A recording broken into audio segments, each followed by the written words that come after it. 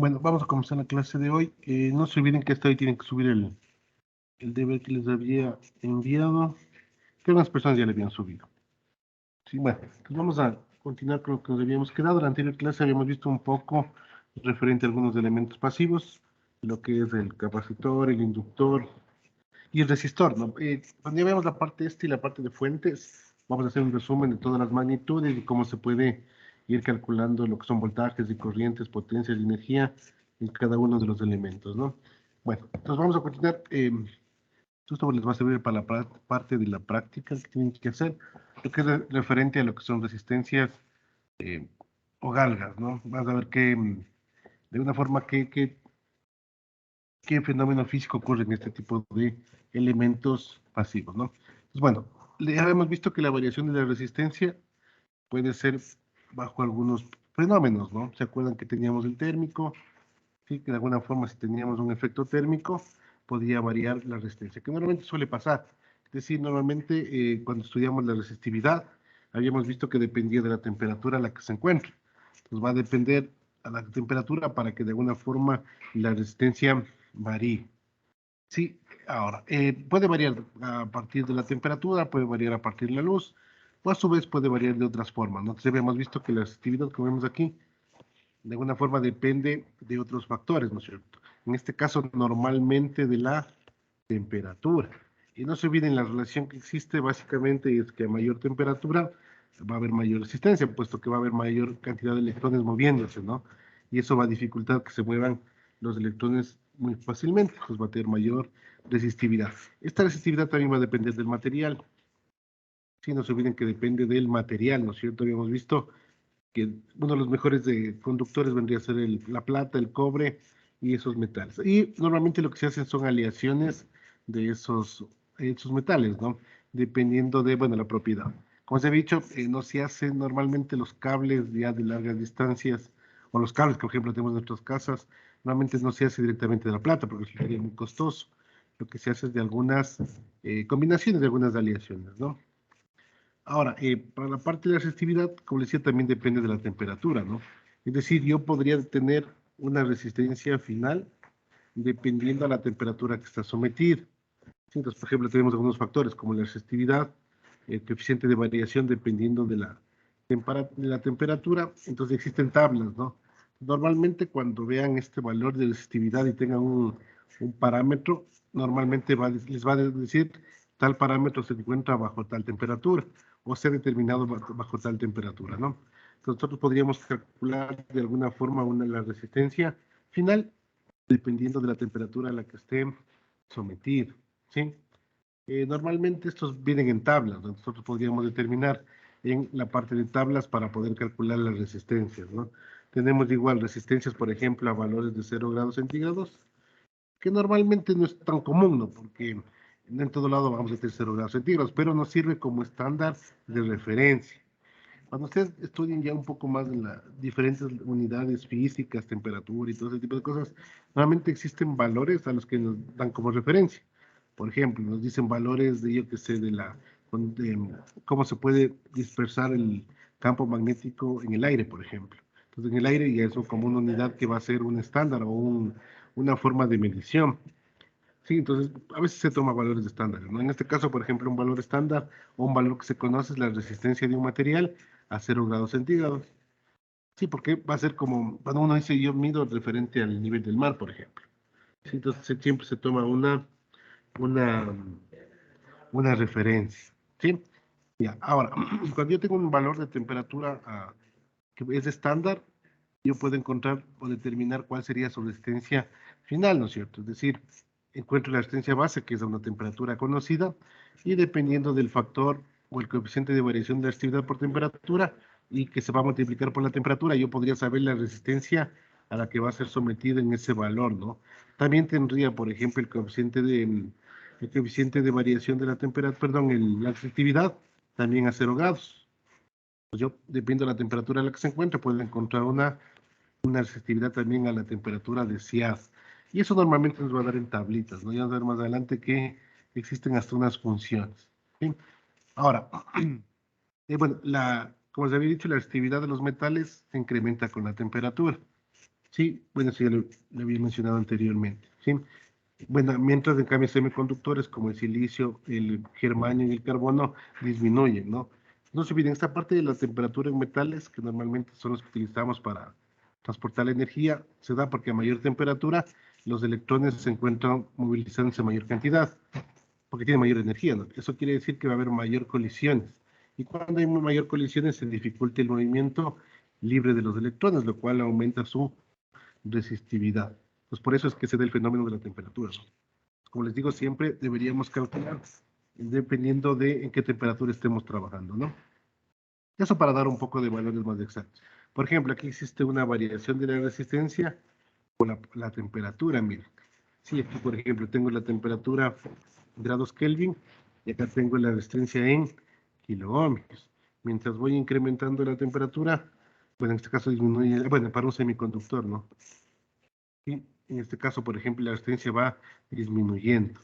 ¿Sí? En este caso de aquí, más que todo porque se puede, normalmente cuando ustedes trabajan en alguna temperatura, por ejemplo, es diferente a que tengan en un horno, por ejemplo, van a hacer pan y tienen un horno, entonces para determinar esa resistencia, en este caso de un semiconductor, como nos da esta curva, va a variar, ¿no es cierto?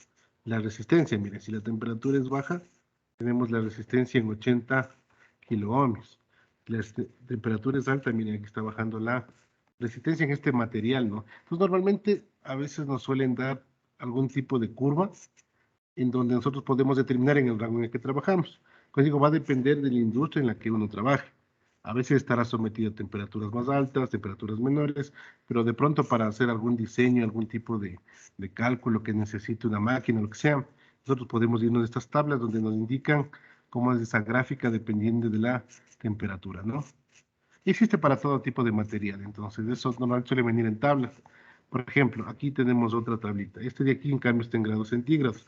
Y por ejemplo, aquí me dan varios metales, ¿no? Por ejemplo, está el hierro, el cobalto, bueno, el mercurio, el oro, el cobre, la plata, ¿no? Sí, tenemos algunos metales. Y aquí me está dando la temperatura. Entonces, como les decía, en metales, en cambio, funciona al revés. Sí, ahí me lo he indicado, ¿no? Miren, aquí estoy aumentando la temperatura, 500 grados centígrados y su resistencia aumentó. Ustedes le ven acá, aumenta, ¿no? Pero mientras menor es la temperatura, por ejemplo, a grados, ese sería el cero absoluto, ¿no? En grados Kelvin, prácticamente la resistencia es cero, ¿sí? Entonces no se olviden, pero normalmente la temperatura en materiales metálicos cambia, la resistencia cambia, mientras mayor exista mayor sea la temperatura, más alta sea la temperatura, la resistencia es mayor. Sí, eso normalmente en metales, en semiconductores, en cambio, pasa lo opuesto. Sí, pero normalmente vamos a trabajar con metales para hacer algún tipo de cálculo en cables, ¿no? Entonces de ahí se necesita saber cómo va a variar la temperatura. ¿Sí? Como les digo, bueno, va a ser muy raro que trabajen, por ejemplo, en este rango. Pues llegar a esas temperaturas muy bajas no tiene mucho sentido, ¿no? Pero pueden ser estándares o valores que se puedan de alguna forma manejar. Ahora, siempre tener en cuenta, como les digo, para cálculos de pronto finos, ¿no? Porque si ustedes se fijan ya en la práctica, si nos ponemos un poquito, de pronto un poquito a analizar, entre, por ejemplo, yo que sé, entre 200 y 300 grados, que podría ser para algún tipo de aplicación de horno, están haciendo pan o lo que sea, la variación de la resistividad realmente no varía mucho, ¿no es cierto? Es decir, pareciera que no tiene mucha incidencia. Y eso que son 100 grados de diferencia. 200 y 300 son 100 grados de diferencia. Y como ustedes ven, la temperatura no varía mucho en los materiales que normalmente se suelen utilizar, ¿no? Como es, bueno, el cobre, la plata y el oro. Sí, normalmente estos dos últimos son muy parecidos, miren la resistividad. El cobre, el oro varía un poquito más, ¿no? Pero puede haber materiales, por ejemplo, como el hierro, miren. El hierro, en cambio, su pendiente es mucho mayor. No sé si es que de pronto se quiere hacer algo referente a cambiar la resistencia en el hierro. Sí, bueno, no tiene mucho sentido tampoco porque no se olviden que realmente los cables no se hacen de hierro. Sí, se hacen de plata, de cobre o una aleación de los mismos, ¿no? Y así para varios materiales, ¿sí? Bueno, pero en conclusión, la idea es que si uno va a hacer algún tipo de diseño, digamos, yo voy a hacer un cableado, es decir, yo me sabe que voy a hacer algún análisis de un sistema de automatización o diseñarme alguna máquina, lo que sea, donde de alguna forma vaya a haber la incidencia de la corriente eléctrica. y me dicen, vea, ingeniero, tiene que diseñar y sabe que va a estar, yo que sé, en ambientes donde la temperatura es muy alta, para un cálculo de dimensionamiento de cables o de, para que no exista caídas de voltaje, lo que sea, yo podría ir a las tablas. Y en las tablas voy a decir, bueno, como va a trabajar más o menos a 300 grados, entonces yo sé que la resistividad va a ser tanto, yo sé que la resistencia de ese material en tal distancia, con tal sección de cable, va a ser tanto, entonces yo sé que las pérdidas van a ser tanto, ¿por qué? Porque normalmente esas máquinas se diseñan o esos cables son diseñados para que muevan motores o para que encienda el horno, etcétera, ¿no? Pues para eso me va a servir estos cálculos. Pero normalmente eso en situaciones en donde se requiere. Digamos, ustedes dicen, bueno, yo voy a mandar, voy a diseñarme el sistema eléctrico para mandar un dispositivo a la Luna o a Marte. Obviamente las condiciones de temperatura van a ser diferentes. Entonces, con estas tablitas uno más o menos podría ya dimensionar, ¿no? ¿Por qué es importante conocer la resistencia? Normalmente porque puede haber pérdidas. Siempre que ustedes escuchen resistencia en un sistema eléctrico, por ejemplo, de potencia, eso quiere decir pérdida de energía. Entonces, por ejemplo, por darles un ejemplo, ¿no? Nosotros traemos de energía de Paute. Entonces, Paute normalmente genera, es una planta hidroeléctrica, incrementa los niveles de voltaje a unos valores muy altos, ¿no? Ya saber por qué incrementa eso. Y se transporta. Si, por ejemplo, ahí estamos viendo que, ¿se acuerdan que habíamos dicho que cuando transportamos la energía, la resistencia de un cable, mientras más larga sea la distancia, mayor es la resistencia? Eso quiere decir que al transportar esa energía, la resistencia normalmente lo que hacía era disipar en calor. Entonces eso quiere decir que de alguna forma existen unas pérdidas. Normalmente la empresa eléctrica o los organismos de lo que es la empresa eléctrica o los sistemas de distribución de energía, normalmente les suelen llamar pérdidas negras, es decir, pérdidas que nosotros no podemos controlar. ¿Por qué? Por la distancia del cable. Si ya el cable mide tantos kilómetros, yo que sé, 500 kilómetros, obviamente yo no puedo eliminar esas pérdidas, ¿sí? Y es básicamente por la resistencia. Y eso pasa en todo. Entonces, por eso les digo, si es que, por ejemplo, lo mismo pasa en el trolebús, los que han subido en trolebús aquí en Quito, los que iban en Quito, normalmente yo tomo la línea de energía eléctrica del trolebús, que suelen ser dos cables, y mientras mayor sea la distancia o mientras más lejos esté, tiene mayor resistencia. Eso quiere decir que en el cable ya se pierde energía. Y como es una distancia muy larga, entonces en los cables ya se está perdiendo energía. Entonces eso podría ser interesante, ¿no? Otra cosa, un dato curioso en el trolebús, todo lo que son las conexiones eléctricas, más o menos existe como 5 kilómetros de cable dentro de un bus, o sea, dentro del trolebús han invertido más o menos 5 kilómetros de cable en las conexiones eléctricas, ¿no? Entonces, pues, como dato curioso. Entonces, para esos tipos de cálculos es muy importante esto, ¿no? Sí, más todo para darle mayor exactitud. Ahora, algo interesante, como habíamos visto, es que existen resistencias que varían con la temperatura, existen resistencias que varían con la luz, pero existen resistencias que varían con la presión, ¿sí? Es decir, si yo le presiono, le aplico una fuerza, normalmente puede cambiar su resistencia. Y eso se le conoce como galgas. Se llaman galgas extensiométricas. Ustedes van a tener una práctica de esto, ¿no? ¿Sí? Entonces eso es muy, muy importante. Ahora, estas galgas extensiométricas dicen que son elementos resistivos, realmente compuestos por cobre y níquel en un cierto porcentaje, ¿no? Que permiten principalmente medir la tensión aplicada sobre un elemento. Y esto tiene muchas aplicaciones, normalmente en sensores. Ya vamos a ver en qué se aplica, ¿no? Entonces imagínense, ya tenemos otra forma de variación de la resistencia, no solo temperatura ni luz. Ahora también tenemos una variación a través de ejercer una presión, ejercer una fuerza, ¿no? A eso se le conoce como galgas, ¿sí? No se olviden, el material que varía la resistencia a partir de la presión o de la ejercer una fuerza se llaman galgas extensiométricas, ¿sí? Normalmente, esto de aquí, bueno, aquí es una aleación de hecho de cobre y níquel. 55% cobre, 45% níquel.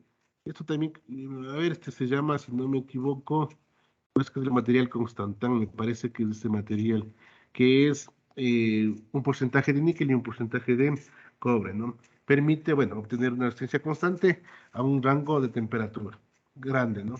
Esto también es interesante, miren. Bueno, por eso está hecho de ese material. Como yo quiero medir la presión, es decir, yo quiero que cuando yo ejerzo una fuerza varíe la resistencia, de alguna forma tiene que ser medio inmune a la temperatura. Porque imagínense que al ejercer una presión y aparte a cambiar la temperatura, me varía la resistencia, sería muy complicado medir la presión. Entonces, normalmente esos materiales, por eso se construye ese material, ¿no? De alguna forma mantiene la resistividad en un rango amplio de temperatura, porque al final lo que yo quiero es medir la presión que hago sobre estos elementos, ¿no? Ahora, esta presión ejercida sobre el elemento deforma un serpentín resistivo, que ustedes le ven aquí, ¿no? Y tienen como un serpentín ahí, como unos caminitos de este cable, y eso deforma. Y cuando se deforma, produce una variación de la resistencia. Y vamos a ver cómo es físicamente, ¿no? Entonces, eso de alguna forma pasa, ¿no? Si ven aquí, estoy ejerciendo una fuerza, obviamente, si está sobre el piso o lo que sea, la fuerza también va a ser contraria, ¿no? Entonces, eso al deformar va variando la resistencia. Mientras más presión ejerza, va a ir cambiando la resistencia, ¿no? Entonces, este cambio es utilizado para obtener valor de la presión ejercida sobre un elemento. Sí, de pronto vio que se puede ser, bueno, va a tener muchas aplicaciones, ¿no? Ya vamos a ver qué aplicaciones podría tener. El material que ustedes ven normalmente es de ese de ahí. Bueno, hay varias formas, ¿no?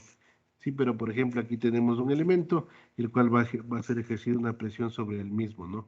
Y aquí va a variar la resistencia. Esa es la idea, ¿no? Entonces, el uso principal de este tipo de materiales es medir el peso a través de presión, fuerza, tensión, ¿no? De ahí tenemos varias aplicaciones. Normalmente, ¿dónde he visto esto?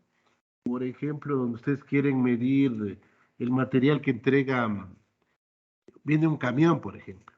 Yo que sé, viene un camión a dejar algún tipo de producto. Yo que sé, viene a dejar, por ejemplo, en la cervecería nacional, ¿no? Cuando van a hacer el proceso de la cerveza, receptan muchos materiales, cereales normalmente, ¿no? Entonces, con algún tipo de cereal para hacer la o cebada, digamos, de forma general. Para hacer la cerveza necesito cebada. Entonces llegan camiones de cebada. Entonces, obviamente, medir la cebada, saber que me está entregando el valor que yo necesito resulta complejo. Es decir, no es tan fácil, ¿no? O sea, no voy a tener a 100 personas ahí poniendo en costales, porque al final viene un tráiler con cebada. Entonces es difícil que yo pueda ponerme a estar metiendo en fundas y pesando quintal a quintal. Pues, ¿qué es lo que se hace? Lo que se hace se le pone al camión que ingrese y va a sentarse sobre el piso. Pero ese piso tiene justamente estos sensores de presión, sí, estas garras tensiométricas. Entonces, dentro del camión, lleno.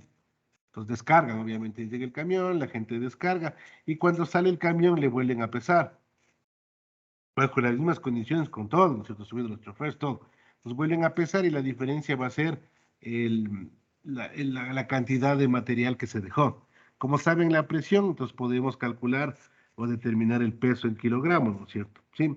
Entonces, porque obviamente hay una forma de transformar de la presión a resistencia y de la resistencia a cantidad de materia prima que se dejó. Entonces, normalmente eso suele pasar. Entonces, cuando ustedes vean algo que es muy difícil de medir, normalmente se utiliza de esa manera, ¿no? Como les digo, yo he visto mucho que cuando existen los grandes camiones que tienen que dejar algún producto, le pesan lleno y ese le mantienen como valor. Cuando salga le vuelven a pesar y la diferencia sería la cantidad de materia prima que dejaron. Porque logísticamente es muy complejo empezar a poner en quintales, y imagínense cuántos quintales debería sacar, a lo mejor unos 1000 quintales, ¿no es cierto? O más, o los que sean, dependiendo del tamaño del camión y eso, ¿no? Entonces, para eso he visto que utiliza mucho. Pues bueno, aquí está, ¿no? Para pesar camiones con y sin carga. Eso suele ser muy práctico, ¿no? En muchas balanzas también se utilizan, muchas balanzas de precisión, en balanzas, también se utilizan estas galgas tensiométricas, ¿no? En las balanzas pequeñas, en las grandes, en las que sea, pero se utiliza bastante. Otra aplicación que he visto es, por ejemplo, bueno, hay varias formas de medir, pero digamos que yo quisiera conocer la dureza de un material. A veces, por ejemplo, digamos, alguien quiere vender algún tipo de plástico, algún tipo yo qué sé, de algún tipo de gel, de esos que, no sé si han visto los gels que, bueno, se utilizan para varias aplicaciones, por ejemplo, la grifería o para hacer algunos sellos para la grifería también, ¿no? O algún tipo de plástico.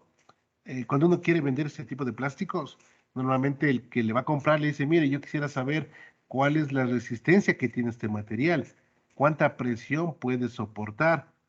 Entonces, normalmente existen unas máquinas que se llaman pruebas destructivas, es decir, hasta cuánto soporta el material. porque a lo mejor eso va a ser sometido bajo unas pruebas, va a estar bajo presión de agua, etcétera, ¿no? Entonces se hacen pruebas, entonces ahí necesito medir también la presión. Esto también suele ser muy común cuando se hace pruebas de algunos tipos de materiales, normalmente plásticos, geles, cauchos, ese tipo de cosas. Para uno poder vender tiene que certificarse. Normalmente se hace bajo estándares, a qué presión puede soportar. Ahí también me puede servir estas resistencias, ¿no? Sí. No sé si hay alguna pregunta hasta ahí, alguien tiene alguna duda. Alguien a lo mejor ha visto esto o se imagina otra aplicación. Alejandro Potosí, ¿me escuchas? Sí, que se lo escucho. De pronto tú has visto alguna otra aplicación de las galgas tensiométricas. No, o sea, solo en el tema de las balanzas, pesar y eso. De ahí no. Sí, normalmente más existen en las balanzas. ¿Alguna otra aplicación que yo haya visto realmente? Realmente no. Realmente no, no he visto. Sí, realmente no. O sea, podría haber, ¿no? Y de hecho debe haber muchas aplicaciones más, pero realmente siempre he visto en lo que es parte de las balanzas. Y pero más he visto, o es más fácil de ver, por ejemplo, en equipos para pesaje de camiones, porque ahí son a nivel industrial. En las balanzas, en cambio, son mucho más pequeños, ¿no? Pero a nivel industrial sí se visualiza mejor su funcionamiento, ¿sí? No sé si alguien tiene alguna pregunta. Kerly Estrella, ¿me escuchas?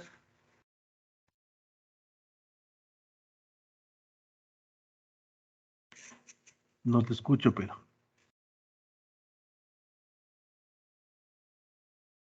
si me escuchas, no me escuchas. No te escucho y no tienes mute, no sé, creo que está dañando tu micrófono. No, no le escuchamos de la compañía. A ver, preguntemos. Martín Jaramillo, ¿me escuchas, Martín?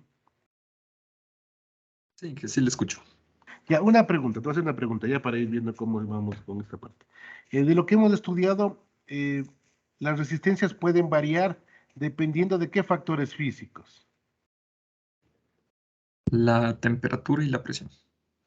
Y te falta uno más, Y la luz. la luz, ¿no? Eso normalmente suele ser lo más común. Y eso es lo más práctico, no se olviden. El que varía la temperatura, existen ya unos elementos, ¿no? Que son, bueno, se llaman, bueno, son, y uno ya puede ir a comprar, ¿no? Si ustedes van, se vean, denme una resistencia, normalmente se llaman termistores, pero hay varias formas de esto. Pero el termistor es el que varía su resistencia, depende de la temperatura, que es un material hecho a través de semiconductores, ¿no? El otro es un LDR. En el LDR, cuando ustedes vayan a comprar en la electrónica, dicen, deme un LDR o una fotoresistencia también se llama, pero normalmente en las tiendas electrónicas se llaman LDR, ¿no? Y el otro son las galgas extensiométricas, ¿sí? Ahora, uno de los problemas de las galgas desde el punto de vista práctico es que suele ser muy difícil acondicionar la variación, porque ustedes pensarán, ¿no? Pues les voy a hacer una pregunta así media interesante, a ver si es que alguien tiene la idea, ¿ya? A ver, ayúdame. Diego Cabrera, ¿me escuchas, Diego? Sí, profe. Así, bueno, les voy a hacer una pregunta. ¿En qué rangos crees que varía una galga extensiométrica? Imagínate, yo tengo un vehículo, ya un vehículo pequeño.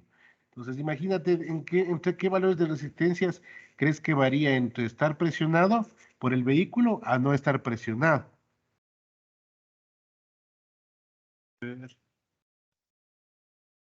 Imagínate, ¿cuánto crees que sea la variación? ¿En miles de ohmios, en cientos de ohmios, en decenas de ohmios, en miliohmios? Yo creo que podría ser en miles de ohmios. Creo. Ya, No estoy muy normalmente no es claro. así. Las variaciones son decenas de ohmios. E imagínate que eso te estoy hablando de que un camión pase, por ejemplo, que un camión que tiene una presión súper alta. Ahora imagínense una balanza pequeña, ¿no? Una balanza de los chefs, imagínense que voy a pesar tantos gramos de harina. Las variaciones pueden ser en miliohmios. Y eso es un problema porque cuando ustedes quieren de alguna forma saber cuánto equivale a peso, es muy difícil de acondicionar. Es decir, porque al final la idea es pasar la variable de resistencia a una variable física que represente ese fenómeno. ¿Por qué? Porque si varía la resistencia con la luz, yo quisiera saber cuánta cantidad de luz hay. Si varía la resistencia con temperatura, quiero saber la temperatura que hay, no la resistencia. Porque la resistencia no me importa. Lo que me importa es saber qué temperatura hay. ¿Por qué? Porque esa temperatura que está ahí, por ejemplo, puede ser de una cuna de esas, de las incubadoras de los bebés, por ejemplo. Sí, donde les ponen cuando, por ejemplo, nacen antes, ¿no es cierto? Entonces yo necesito tener esa cunita que es cerrada a una cierta temperatura. Obviamente la temperatura tiene que ser controlada, ¿no? Entonces yo necesito la variable física más no la resistencia como tal. Entonces, obviamente, al variar la temperatura, varía la resistencia.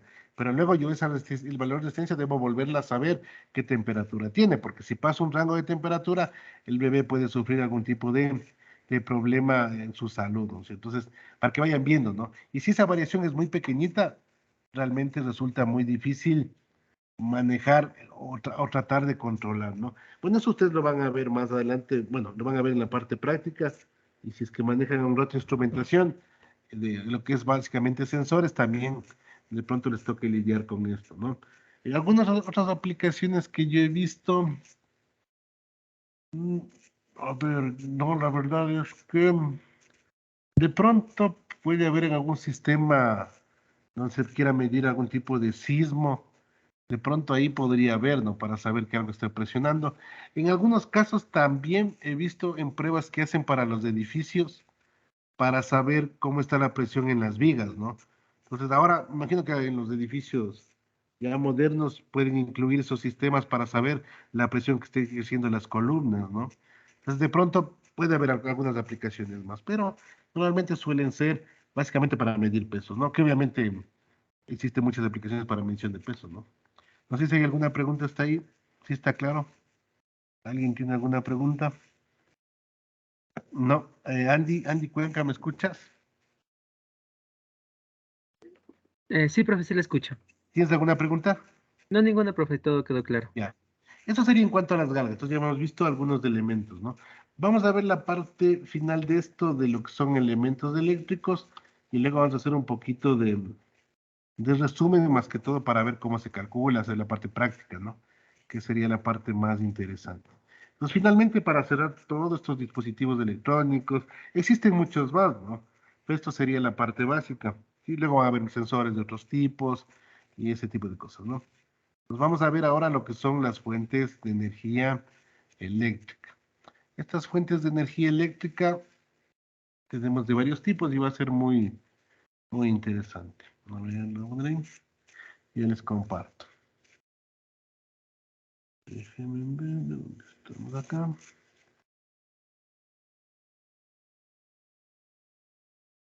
Ya, a ver. Estamos. Ya. Bueno, entonces antes de ir a la parte de medidas, tenemos lo que son las fuentes de energía eléctrica.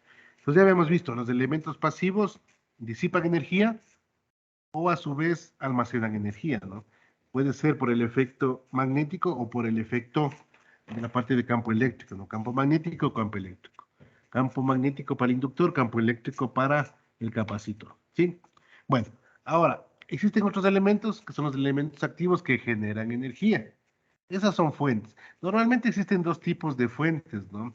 Las fuentes de voltaje, fuentes de corriente. Desde el punto de vista de pronto práctico, realmente yo me he encontrado mucho más en la industria con fuentes de voltaje. Es lo más normal, ¿no? ¿Por qué? Porque ustedes, por ejemplo, tienen un cargador de celular, eh, que esas son fuentes de voltaje, ¿sí? Que obviamente hace una conversión de energía de corriente alterna a continua y vamos a ir viendo cada uno de sus efectos, ¿no? Entonces tenemos fuentes de voltaje normalmente se genera voltaje, pero eventualmente podría haber fuentes de corriente para algún tipo de aplicación específica, que normalmente puede ser aplicación en la electrónica. Entonces hay algunos sensores que generan corriente en vez de generar voltaje, pero bueno, esos son efectos que nos pueden servir, ¿no? Pero bueno, igual hay que entender tanto fuentes de corriente como fuentes de voltaje. Ahora, como les decía, ustedes normalmente lo van a encontrar en sus hogares como los cargadores, los típicos cargadores, ¿no?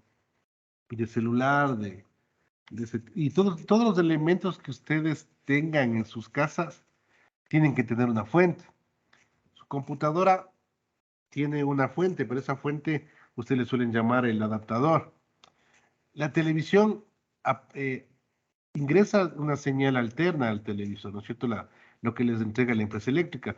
Pero internamente el televisor convierte esa energía alterna en energía continua. Y vamos a ver qué es alterno y qué es continuo, ¿no? Entonces tiene una fuente también su televisor. Sí, entonces toda la parte electrónica tiene una fuente, o necesita una fuente para su funcionamiento, ¿no? Ahora, una fuente es un generador de voltaje o corriente, como les digo en la práctica, normalmente de voltaje, que suministra energía a un circuito. Sí, entonces obviamente el circuito de la televisión tendrá su LCD, su pantalla, lo que sea, ¿no? Entonces va a suministrar energía a un circuito. Este circuito puede ser complejo o puede ser simple. Entonces todo va a depender del circuito. ¿Sí? Ya veremos más adelante. Entonces se considera una fuente como un elemento activo que provee energía. Entonces no se olviden, las fuentes proveen energía y es un elemento activo. ¿Qué nomás tenemos como fuentes? Existen un montón. Por ejemplo, esto es un generador. Bueno, este realmente podríamos simular como que fuera generador que de alguna forma me va a pasar un tipo de energía a otro tipo de energía. Sí, normalmente, por ejemplo, una hidroeléctrica a través de lo que son los reservorios de agua, sí, por tuberías baja el agua, eso mueve unas hélices y ese movimiento más un campo magnético que lo suministra cuando se quiere generar energía, de alguna forma me genera un voltaje. Podríamos representarlo con eso. Normalmente suele ser un motor. Algo, por ejemplo, que usted es muy básico, que ustedes a lo mejor lo han visto, que también es una fuente de energía que hace el efecto motriz hacia un efecto eléctrico, son los dínamos de las bicicletas. Por ejemplo, los que tienen bicicletas que antes se tenía un foquito y estaba conectado un dispositivo a la llanta, ustedes normalmente jugaban con la bicicleta, ¿no? Y de alguna forma se prendía un foquito, entonces pasaba de una energía electromotriz hacia una energía eléctrica, ¿no? En este caso, voltaje. Entonces, de ahí se puede representar y hay muchas formas, ¿no? Ahora, también existe otra forma de generar energía a través, por ejemplo, de algún tipo de generadores de combustible, que puede ser diésel, puede ser gasolina u otro tipo de combustible, ¿sí? Entonces también tenemos. Esto normalmente cuando, por ejemplo, se pierde o por alguna razón no tenemos energía eléctrica en las casas, en algunos sitios, por ejemplo, hospitales, algún tipo, yo que sé, un centro de datos que nunca puede perder información, hoteles o en otros lugares donde se requiera tener continuamente la energía, a pesar que no suministre, por ejemplo, la empresa eléctrica, tenemos generadores. Y es generadores normalmente son con combustible. Sí, si ustedes ponen combustible, va a hacer girar algo y ese movimiento motriz va a devolver una energía eléctrica porque va a tener conectado un motor y todo eso, ¿no? Entonces eso normalmente se tiene también como generador de energía o una fuente de energía. Otra fuente de energía a través de un proceso químico son las pilas, en este caso baterías de vehículos, baterías normalitas y también otro elemento que puede verse configurado como fuente son los paneles fotovoltaicos. Normalmente los paneles fotovoltaicos, al verse sometidos a una radiación solar, generan un voltaje normalmente continuo, también generan un voltaje. Entonces también tenemos una fuente de energía ahí, ¿no? A través de la energía del sol. Entonces ustedes ven, estas fuentes de energía obviamente generan energía, pero básicamente lo que están haciendo es transformar la energía. Por ejemplo, la batería va a ser una energía química a través de reacciones, genera una energía eléctrica, tanto las pilas como las baterías. Lo que son los generadores a través de lo que son motores, etcétera, básicamente a través de la fuerza motriz, a través de la fuerza eólica, a través de la fuerza de las olas, generan la parte de energía eléctrica. En cambio, los generadores a través de la conversión de combustible, ¿no es cierto? Si tienen un motor de combustión, en este caso, bueno, es a través de lo que son procesos térmicos, ¿sí? Va a mover como funciona un vehículo, ¿no? Muy similar. Y ese movimiento mecánico va a hacer que de alguna forma, a través de un mini generador, pueda realizar energía, ¿no? En este caso en forma de voltaje. Lo mismo pasa con los paneles solares. Toda la energía del sol puede ser transportada por estos paneles y distribuida de manera de energía eléctrica, ¿no? Entonces también es una forma de transformación de energía. Entonces, de acuerdo a la naturaleza de la corriente, pues se puede clasificar en dos tipos, ¿no? En lo que son corriente alterna y lo que son corriente continua. Sí, más o menos para entender eso ya vamos a ir viendo, ¿no? Pero normalmente, por ejemplo, lo que son generadores a nivel de Paute, de Coca-Cola Sinclair y todos generadores grandes, esos nos van a dar lo que es energía alterna. Entonces, ustedes normalmente suelen ver así, ¿no? Como energía alterna, perdón, como corriente alterna, ¿no? Altern current. Y los otros elementos, normalmente baterías. Baterías de vehículos, lo que son pilas, paneles solares, normalmente me entregan corriente continua. Algunos te suelen poner como direct current, es decir, DC. Otros le ponen CC, pero es lo mismo, ¿no? Entonces puede ser DC o puede ser CC, corriente continua o direct current, es lo mismo, ¿no? Corriente alterna, normalmente es con AC. Ahora, desde el punto de vista ya la parte constructiva, tenemos lo que son fuentes de corriente alterna. No sé si alguien conoce, levante la mano si alguien conoce alguna planta hidroeléctrica, si ha ido de visita a alguna planta hidroeléctrica o vive cerca de una planta, que no creo, pero es probable. ¿Alguien ha ido? Nadie, nadie conoce. Hay uno, bueno, ¿alguien vive en Cumbayá? Levante la mano si alguien vive en Cumbayá, que es la planta más cercana. Bueno, en Guápulo tenemos una planta, pero esa me parece que es térmica. Pero bueno, los que han ido a Paute, si algún rato van por Paute o se van para la parte de acá del Lago Agrio, también tienen Coca-Cola Sinclair, que son normalmente las plantas eléctricas más grandes, ¿no? Entonces ahí normalmente cómo funciona, ustedes tienen una presa de agua, ¿no es cierto?, que viene a través de un caudal de un río, le hicieron una cuenca ahí y ahí almacenan la energía potencial. No soy de energía potencial porque le tengo en un reservorio el agua. Normalmente para generar energía lo que hacen es abrir las compuertas y van a pasar a través de unos túneles. Esos túneles son túneles hechos en piedra en toda la montaña. Esos túneles van a ir con un caudal. Cuando ya llegan a la planta como tal, le llaman casa de máquinas, donde están los generadores, que normalmente son súper grandes. Imagínense que es como un edificio tranquilamente de unos 7, 10 pisos, no es súper grande. Entonces ahí, donde ingresa el agua, tiene unas turbinas. Entonces el movimiento de las turbinas por el agua va a empezar a tener un movimiento rotacional. Eso lo que hacen básicamente es que está conectado a un sistema de bobinas que tienen, bueno, le llaman corriente de campo, pero imagínense que es una forma como un imán. Entonces están haciendo un imán giratorio. Este imán giratorio, por el efecto de inducir voltaje, va a inducir sobre unas bobinas grandototas, ¿no? Y dependiendo de cuál sea, por ejemplo, el número de vueltas, dependiendo cuál sea la inductancia, dependiendo cuál sea la velocidad de movimiento del motor, va a generarme un voltaje a una cierta frecuencia, ¿sí? Eso pasa en cualquier sistema que tenga movimiento para generar energía alterna. Entonces, ¿por qué se llama alterna? Porque básicamente va a cambiar la dirección en teoría de la corriente, del movimiento de los electrones, ¿no? Entonces, el sentido de la corriente en estos tipos de fuentes de corriente alterna cambia y también depende de la frecuencia. Normalmente nosotros aquí en el Ecuador trabajamos, ¿no? Les voy a poner así como valores estándar, normalmente suele ser 110 voltios y saben si la frecuencia 60 Hz. ¿Sí? Y todo se diseñó a eso, es decir, antiguamente todo estaba diseñado a 110 voltios y a 60 Hz. En la actualidad, la frecuencia se sigue manteniendo, todo equipo funciona a 60 Hz y el voltaje ya normalmente ahora hay 220, ¿no? Básicamente porque mientras mayor es el voltaje, es mucho más estable la energía. El lío es que también es mucho más peligroso, es decir, normalmente tener voltajes súper altos en las casas podría ser peligroso porque alguien se podría electrocutar. Por eso, por protección, no se ha puesto niveles de voltaje más altos, ¿no? Pero niveles de voltajes más altos de la industria resulta ser una energía mucho más estable. Ya vamos a ver por qué, ¿no? Ahora, esta frecuencia de 60 Hz, en otros países, por ejemplo, es 220, 50 Hz. Por ejemplo, ustedes se van a Europa o, por ejemplo, se van a Perú. En Perú es 220 voltios, 50 Hz, ¿sí?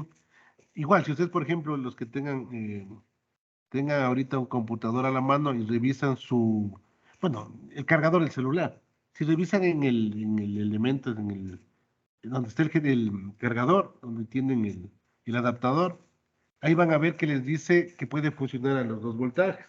Puede funcionar a 110, 60 Hz y puede funcionar a 220, 50 Hz. Pero eso antiguamente no pasaba. Es decir, en las televisiones, usted, por ejemplo, busca una televisión de su abuelito, ahí les dice, normalmente dice, bueno, hay un switch para cambiar, pero normalmente suele decir, esto solo trabaja a 50 Hz, 110 voltios, porque antes estaba diseñado para eso. Las televisiones antiguas, que era a través de rayos catódicos, se diseñaba de esa forma porque ahí podíamos nosotros ver de alguna forma la pantalla, es decir, la pantalla de un televisor antiguo, ustedes le ponen una cámara, van a ver como que están subiendo la imagen. Y eso es básicamente porque nosotros con la vista sí podemos, no notamos que se prende y se apaga. Por ejemplo, los focos, si ustedes tienen focos incandescentes en su casa, estos focos están prendiéndose y apagándose, pero nuestro ojo no es capaz de ver eso. Sí, obviamente tienen otros elementos como ya focos de LED, ahí ya cambia, porque el foco LED primero se transforma en la alterna en continua y ya tienen la energía sin el cambio de la corriente, ¿no? Pero si ustedes hacen el siguiente ejercicio, por ejemplo, eh, buscan un foco incandescente que tenga el filamento de tungsteno, ¿no? O se van y se compran un foco incandescente en una ferretería, le hacen un video y tratan de hacer de que que el video vaya mucho más lento a lo que pudieron ustedes grabarle, van a ver que ese foco se prende y se apaga. Sí, eso pasa, ¿no? Porque ahí puedo ver que la energía es alterna. Pero ¿por qué nosotros no notamos ese cambio? Porque nuestra vista no es capaz de diferenciar a tal rapidez que realmente se está prendiendo y apagando. Le vemos de encendido, siempre, ¿no?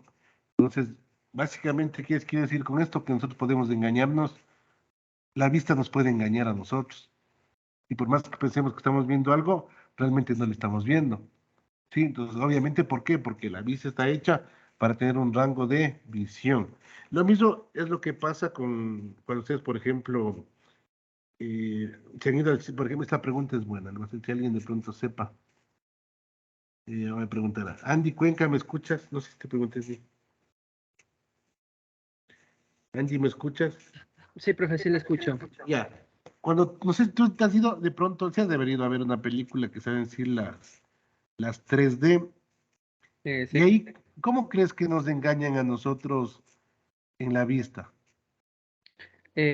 Ponen super, bueno, no, ¿cómo es esta palabra? Ponen las imágenes de color, de diferente color. Entonces las gafas tienen un color en cada lado, entonces con eso la vista es la unión de las dos y entonces ahí le sale el 3D, algo así. Claro, si ves, al final la película nunca se hizo en 3D, sino lo que están haciendo realmente es engañarnos a nosotros. Lo que están haciendo es que ciertas imágenes solo vamos a poderle ver con un ojo y ciertas otras imágenes con otro. Pero esa diferenciación entre ambas imágenes se ve como que fuera 3D. Entonces hay muchas cosas así en la parte de esto de visión y de lo que es frecuencia, de que nosotros no podemos ver, pero nos pueden engañar. Sí, y así es como funciona eso, ¿no? Al menos eso. Pero de alguna forma el efecto 3D resulta muy interesante, ¿no? Entonces eso de alguna forma puede pasar. Porque imagínense, ¿qué pasaría si pudiéramos ver todo? Imagínense que pudiéramos ver las frecuencias de todo. Realmente no podríamos ver, ¿por qué? Imagínense que ustedes puedan ver las señales que emiten el celular. Si nosotros podríamos ver la señal que emite el celular, no podríamos ver nada porque hay tanta información, tantos celulares están trabajando en el mundo, tantas señales que se cruzarían por nuestra vista, que sería imposible ver qué está adelante. Entonces, por eso es que tenemos cierto rango de visión. Lo mismo que la audición. En la audición también tenemos un cierto rango. Bueno, esto les menciono por la frecuencia, ¿no? Eh, si ustedes, por ejemplo, quieren escuchar sonidos muy agudos, es decir, que pasen, yo que sé, en frecuencias más altas de lo que nos podemos escuchar, no escuchamos nosotros, por ejemplo, pero sí escuchan los perritos. Pues ahí los perritos, cuando ustedes les someten a una frecuencia mucho mayor a cierto rango, normalmente ya se empieza a perder esa noción, ¿no? Sí. Entonces, pero en cambio, los perritos sí pueden escuchar porque ellos tienen más desarrollado la parte del oído, ¿no? Entonces, normalmente pasa esto, por eso las frecuencias dentro de los rangos son muy importantes, ¿no? Esto de aquí, perdón, esto de aquí va a ser una pregunta a alguien, porque es algo práctico que suele ser muy interesante. James Martínez, James, ¿me escuchas? Buenas tardes, Sí. profe. Sí, Muy bueno. Una consulta. ¿Por qué crees que en Europa es 220 voltios a 50 Hz y aquí en Estados Unidos, en Ecuador, es 110 voltios 60 Hz? ¿Por qué te imaginas que es así? Yo creía que era por el consumo en sí, porque a más corriente incluso hay menos consumo. Y como dijo hace rato, es más estable la corriente. Ya, realmente no es, o sea, desde el punto de vista práctico, sí, el voltaje es mejor. Desde el punto de vista práctico, porque es más estable. Desde el punto de vista de seguridad, voltajes menores es mejor. Sí, y eso de alguna forma era un estándar antes, y antes había esos estándares. Entonces alguien decía, bueno, verán, yo qué sé, los europeos dijeron, nosotros 220, 50 Hz, nuestro estándar. Aquí en América 110, 60 Hz. Y se tomó como estándar, pero obviamente había ventajas y desventajas. Los unos se fueron por estabilidad de energía y los otros se fueron por la parte de seguridad. Entonces realmente los dos estándares valían. Sí, era como, no sé si ustedes algún rato han escuchado el Betamax y el VHS y el Betamax. Realmente los dos hacían lo mismo, pero el VHS era para ver películas, ¿no? El VHS era más grande y el Betamax era más pequeño. Pero alguien dijo, no, quedémonos con el Betamax. Entonces, igual antes había dos tecnologías de celulares. Había, me imagino que era el GSM y había otra, se me fue el nombre, pero decidieron quedarse con el GSM. Básicamente es por estandarización, pero siempre es bueno que haya estandarización. Actualmente ya muchas empresas a nivel mundial, ¿no? Tratan de estandarizar para que yo pueda unir unos equipos con otros equipos, nomás todo a nivel industrial. Entonces eso es bueno porque si no, imagínense, yo tengo en la industria un equipo con una marca tal y cuando traigo otro equipo que compré a lo mejor más barato no son compatibles y eso genera un lío. Y eso se hacía antes. Hoy he visto que ya muchas cosas se suelen estandarizar y eso es muy, muy útil, ¿no? Por ejemplo, bueno, esto les cuento, esto salió de la parte de las frecuencias porque yo también me preguntaba por qué ellos hacen a una frecuencia y aquí fue otra frecuencia, ¿no? Era porque había estándares y uno podía escoger. Sí, por ejemplo, hay un problema, y bueno, esto porque yo lo leí. Cuando ustedes, por ejemplo, van a Europa y quieren viajar, por ejemplo, en tren desde España a Francia, ustedes no pueden ir en un solo tren. Y no porque hay un terminal en la frontera con Francia, sino que Francia y España tienen diferentes estándares en tamaño de la riel. Nos resulta que España tiene diferente distancia de la riel, entonces sus trenes están a cierto tamaño en las rieles. Y Francia tiene otro tamaño de riel. Es decir, por más que quisieran llevar a los trenes de un lado al otro, no pueden, porque no les permite la riel. Era porque uno tenía un estándar y otro tenía otro estándar. Entonces eso más o menos es la dificultad de tener diferentes estándares, ¿no? Actualmente, bueno, ya se quedó con ese estándar, no se puede hacer nada, ¿no? Pero nosotros normalmente trabajamos a 110 y 60 Hz, pero como les digo, los estándares actualmente ya se manejan, ¿no? Por ejemplo, si ustedes quieren hacer un lenguaje de programación, hay formas de hacer bajo ciertos estándares.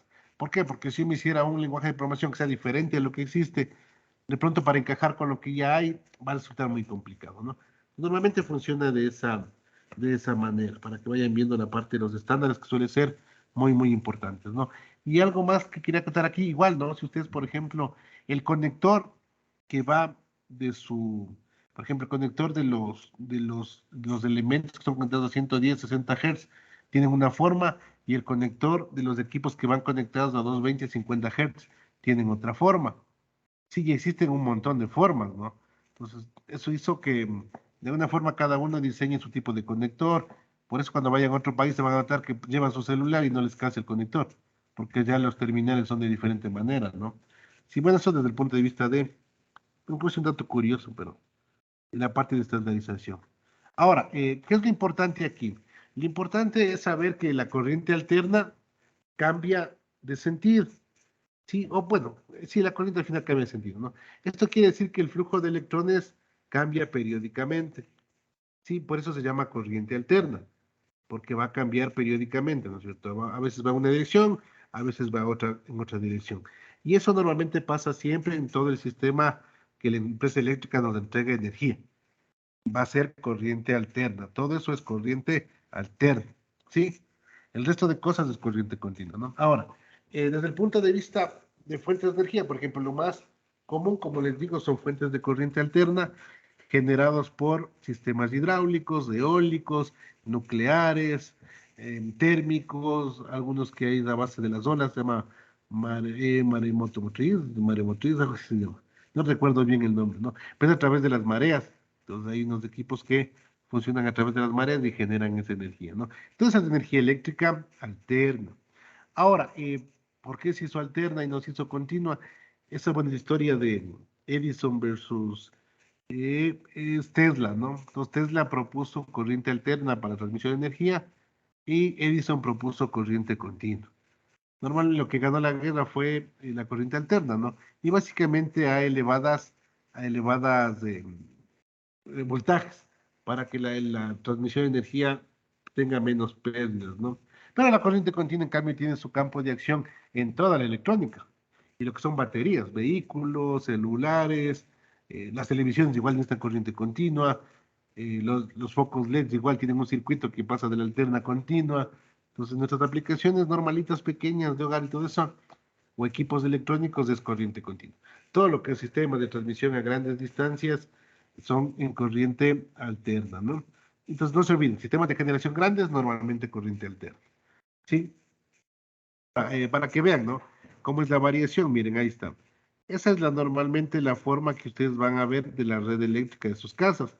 Los tomacorrientes que ustedes tienen, si yo pudiera medirlo a través de un equipo, que en este caso es el osciloscopio, que ustedes lo van a estudiar, tiene esa forma, una forma senoidal. Perdón, perdón. Los que ya han visto esto han utilizado un osciloscopio, ¿no? Los que no han visto, igualmente vamos a trabajar aquí, pero para que ustedes, si ustedes pudieran ver, ¿no es cierto?, cómo es la señal eléctrica de sus casas, que es entregada por la empresa eléctrica, tiene esa forma, una forma senoidal, que tiene una frecuencia y tiene una amplitud, ¿sí? La frecuencia vimos que es 60 Hz, la amplitud 110 voltios, ¿no? Ahora, esto normalmente, eh, para los sistemas ya de potencia, son 3 fases que están desfasados, un cierto grado, ¿no? Un cierto ángulo. Sí, ya vamos a ver, porque eso van a estudiar luego en sistemas trifásicos. Pues esa sería la fuentes de energía alterna, la más común. Y por eso les mencionaba cuando estudiábamos, bueno, no les mencioné, pero esto normalmente para hacer análisis de esto se utiliza bastante lo que son los números complejos, porque yo puedo tener una representación de los sistemas senoidales a través de números complejos. Sí, pero eso lo van a ver luego, ¿no? Se llama fasores.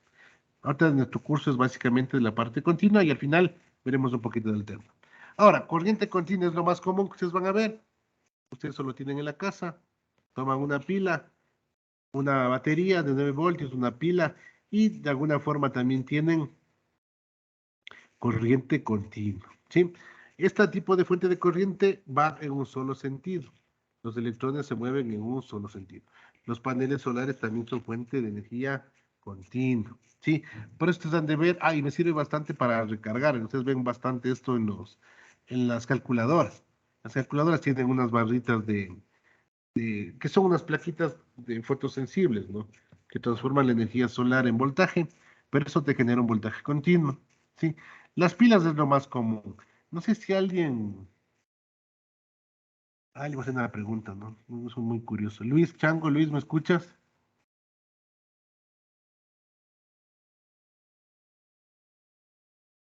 Luis Chango, Luis Mauricio. Luis Mauricio, no me escuchas. No sé si me escuchas. No creo que me escuchas. A ver, vamos con María Polo. María, ¿me escuchas? Buenas tardes. Sí. Una pregunta. ¿Alguna vez desarmaste una pila? No, No sabes qué hay dentro de una pila. no, No te da ni curiosidad. ¿Qué es que tendrá una pila? Desarmemos a ver qué tiene. ¿Alguien ha hecho esa prueba? No sé. ¿Alguien que me puede indicar qué tiene una pila? Ahí Sandy ha hecho ya la Eh, prueba. A ver, sí, dime. yo desarmé la pila de carbón y la de ácido. Ya, a ver, bueno, a ver, tú dinos la de carbón, ¿ya? La pila normal de las casitas. Eh, Luego Julián nos ayuda con la de baterías que desarmado. A ver, dime. Literalmente solo está cubierta por el metálico y adentro es carbón. Sí, el carbón es el que va al positivo, ¿no es cierto? Exacto. Ya. Es únicamente. Sí, es un carbón, literalmente es un carbón. O sea, tiene un carbón en el medio que va al positivo y obviamente es como un cilindrito metálico, ¿no es cierto? Y tiene un carbón. Obviamente debe haber adentro un proceso químico con algún material que normalmente es el plomo. Lamentablemente el plomo, por eso no hay que desarmar las pilas, ¿no? Pero hay que ser curioso un poquito. El plomo es un material que puede ser cancerígeno. Obviamente está sometido a mucho tiempo a la exposición del plomo, ¿no? Entonces, por eso antes había los juguetitos de plomo, los soldaditos que había y esos quitaron del mercado. Entonces el plomo es altamente tóxico, entonces obviamente desarmar una pila no hay tanto lío, pero si pasan desarmando todos los días durante toda la vida, lo más seguro es que tengan un problema, alguna intoxicación o algo de eso, o algún problema de cáncer, ¿no? Julián, ¿tú has desarmado una batería de ácido de pronto? Bueno, creo que fue por error, pero pasó, sí. Pero las de vehículos, las de carros desarmado o de moto, No, o sea, nos mostraron cómo era nomás. una pila normal. Ajá, ¿Y qué viste tú dentro de la pila? negro. Así salía uno como, ¿cómo decirle? O sea, no, era como esponjoso así. Es como un lapicito, ¿no es cierto? Parece un Ajá. lápiz. Sí, es un carbón, tiene un carbón y bueno, y dentro obviamente con algunos materiales suele que almacenar la energía, ¿no? Si alguien, no sé si alguien ha armado una batería de carro, alguien por curiosidad, o de moto, porque la de carro vale como $100. Ay, Andy también, tú has armado de vehículo, ¿qué has visto tú? O James, dejémosle a James y Luzca. Dime, James, tú has desarmado una batería de vehículo, ¿qué has encontrado? Sí, profe. Adentro primero está el líquido, o sea, está como dividido, pero en la parte de arriba tiene esos contactos por donde, supongo que por ahí es por donde pasa la corriente. Claro, tiene normalmente, bueno, sí son unos conductos de un material igual del de plomo, y tiene, sueles poner agua destilada. Pues el efecto es, eso empieza a hervir, ¿no? Ya la batería va terminando, se empieza a hervir, pero tiene un efecto químico, es decir, poner esas placas de cierto material dentro de lo que es agua destilada genera el movimiento de electrones a través de lo que es un efecto químico. Igual, también es bien peligroso, ¿no? De pronto, así un dato curioso, si de pronto ustedes han ido a baterías de Ecuador o si han pasado por ahí, normalmente esas personas tienen que utilizar trajes especiales porque están sometidos mucho tiempo, los que reciclan o hacen baterías, ¿no? Tienen bastante problemas de lo que es de salud en el sentido de cáncer o ese tipo de cosas porque están sometidos al plomo. Sí, entonces, ¿qué es lo que hacen ellos? Bueno, eh, ellos tienen una forma diferente de alimentarse. A ellos les dan una especie de, buenos jugos bien especiales, bueno, son jugos naturales, ¿no?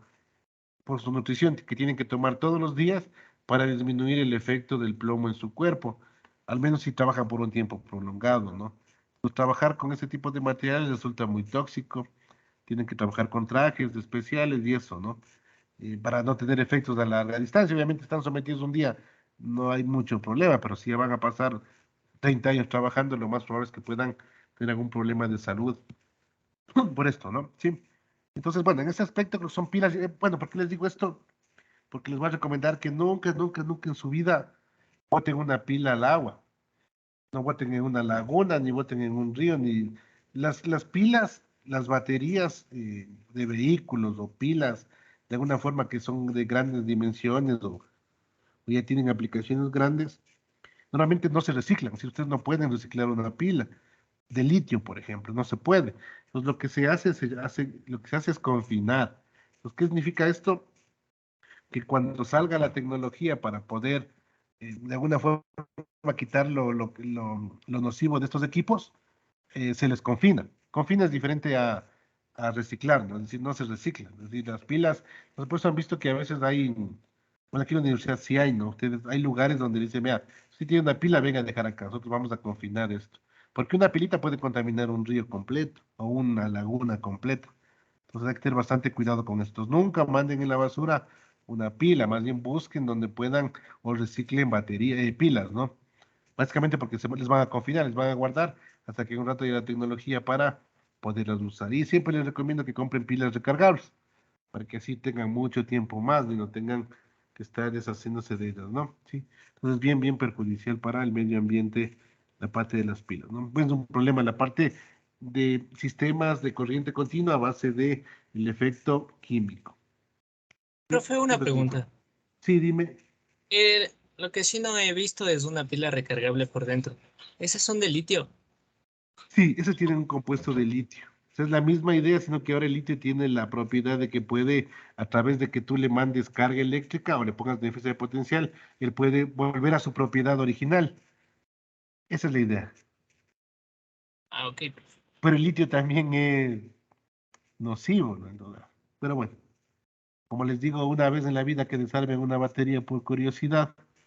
Pero bueno, es importante, bueno, lo que menciona la compañía es importante porque grandes descubrimientos han logrado hacer así, ¿no es cierto? Los que descubrieron la radiación estuvieron sometidos a la radiación, obviamente tuvieron problemas de salud por la radiación, pero no sabían que existía la radiación porque ellos descubrieron, ¿no? Pero bueno, sí, yo imagino que si usted está aquí, estudian la parte eléctrica, electrónica, se han de ser un curioso en la parte eléctrica y electrónica, ¿no? Entonces siempre traten de ser curiosos, por qué será, qué habrá, qué tendrá. Tampoco les estoy diciendo que vayan a desarmar la televisión del papá, después el profe me mandó a desarmar la televisión, ¿no? Nada de eso, pero si por ahí se encuentra una televisión vieja y ya cayó en sus manos, ya denle en el vídeo y vean qué tiene adentro. Más todo para aprender y ver qué hay, ¿no? Siempre es bueno ser curioso. ¿Sí? ¿Alguien más tiene alguna pregunta, no? Bueno, pues como digo, se puede obtener procesos químicos como pilas, baterías, físicas como paneles solares o por conversión de energía alterna. ¿Sí? Por ejemplo, una pregunta que me gusta, y ahorita estamos en energías porque esto sí es muy interesante. Voy a hacer una pregunta a ver si alguien me puede ayudar. Preguntemos, alguien que me ha preguntado. Eric Alarcón, Eric, ¿me escuchas? Sí, Inge, buenas tardes. ¿Cómo te va? Una consulta, sí, por pregunta, de pronto tú de pronto sepas y de aquí de pronto es una duda también que podemos tener. ¿Tú qué has escuchado de los paneles solares? ¿Crees que son buenos? ¿Crees que son malos? ¿Cuál es tu opinión respecto al uso de paneles solares? Ah, listo. Que son usados como una fuente de energía en base a la energía renovable que es el sol, pero que igual como pueden generar tanto energía, también ponen en riesgo lo que es en donde se los construye, porque no cualquier tipo de superficie es apta para llevar a cabo la construcción de paneles solares. Ya, entonces, normalmente dicen que es una energía limpia, ¿no? No sé si alguien más ha escuchado lo que el compañero y tiene mucho sentido, ¿no? ¿Alguien más ha escuchado respecto a esta energía limpia? ¿Alguien tiene alguna, no sé si alguien tiene en su casa, ¿no? Porque hay muchos lugares, bueno, yo he visto bastantes más híbridos, es decir, que por ejemplo, para calentar el agua utilizan la parte eléctrica más la parte solar. Y realmente es una energía, realmente a mí no me termina de convencer, porque por ejemplo, para obtener energía, o la mayor cantidad de energía, necesito paneles muy grandes. Y los paneles muy grandes, de alguna forma, de pronto también pueden contaminar por la forma como se construyen y por la forma como se deben desechar. Es decir, yo puedo construir paneles solares grandes que me pueden durar mucho tiempo, pero algún día me dejan de usar. ¿Y qué hago con esos paneles? Ya no puedo volver a hacer paneles. Pues luego también se pueden volver medios contaminantes, ¿no? Entonces, y para energía que pueden de alguna forma generar. Pero es una alternativa, porque al final del día el sol también hasta ahora es gratis, hasta que nos cobren, pero el sol sigue siendo gratis, ¿no? Entonces, de pronto a la larga puede ser un proyecto muy viable. Sí, pero a la corta todavía debería mejorarse y se está trabajando en eso, ¿no? Pero bueno, tu comentario estaba muy bueno, Eric. Muchas gracias. A ver, sigamos. Pues no se olviden, tenemos paneles solares o por conversión de energía alterna. Es decir, yo también podría hacer la conversión, que es normalmente lo que se hace. Ustedes en sus casas, su televisión como tal, funciona en corriente continua, pero su alimentación es corriente alterna. Entonces hay una conversión de corriente alterna a corriente continua. Su adaptador hace eso. Su adaptador es celular, porque el celular trabaja normalmente a 3.3 voltios, pero ustedes lo que hacen es los 110 voltios alternos le vuelven 3.3 voltios continuos, ¿sí? Es una conversión de energía alterna, ¿sí? Eso lo van a aprender luego los que estudien control o la parte eléctrica normalmente, ¿no? Bueno, pues vamos a ver, por ejemplo, aquí tenemos, miren, dos circuitos, ¿sí? El uno es corriente alterna y el otro es corriente continua. La corriente continua se está desplazando, ¿no? Ahí está, por ejemplo, algo interesante de ahí es lo siguiente. Yo les había indicado, y esto sí es muy importante, bueno, aquí estaría. Es la corriente continua, miren, no cambia su dirección, ¿sí? Cuando yo digo, bueno, esto también es interesante. Cuando yo digo corriente, fuentes de corriente continua, eh, se refiere al voltaje, ¿no? El voltaje es continuo, tienen más o menos. Y se llama corriente continua porque la corriente está moviéndose en una dirección, pero en sí estoy entregando voltaje, ¿no? Estas fuentes son de voltaje, pero se llama corriente continua por el sentido de la dirección. Continua porque se está moviendo en una sola dirección. Alterna porque está cambiando de dirección, si es positiva o es negativa. Pero tanto fuentes de corriente continua como fuentes de corriente alterna normalmente generan voltaje. Pero también hay subdivisiones, ya vamos a ver más adelante, ¿no?